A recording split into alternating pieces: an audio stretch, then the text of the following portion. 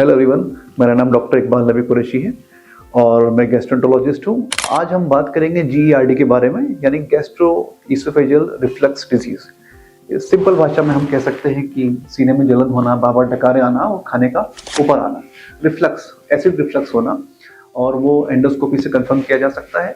तो जो पेशेंट हैं जिनको ये सब प्रॉब्लम्स होती हैं, उनको एक संतुलित आहार की बहुत ज़रूरत होती है और मैं आपको आज बताऊंगा कि उनको क्या खाना चाहिए और क्या अवॉइड करना चाहिए।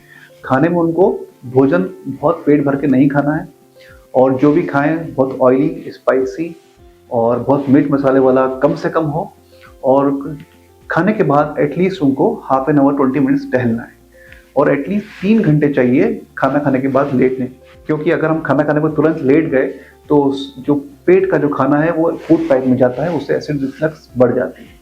तो ऐसे इन पेशेंट्स को एटलीस्ट 3 आवर तक लेटना बिल्कुल नहीं है।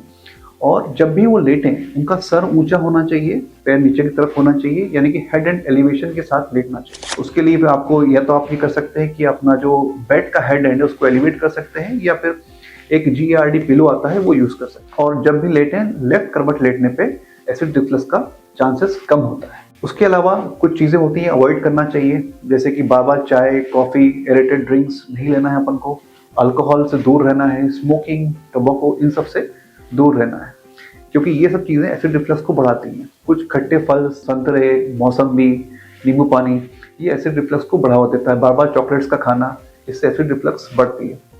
तो अगर आप संतुलित आहार लेंगे और अल्कोहल से, स्मोकिंग से दूर रहेंगे, तो आपको गैस्ट्रो इसोफेजियल रिफ्लक्स डिजीज के सिम्टम्स हैं वो कम से कम महसूस होंगे।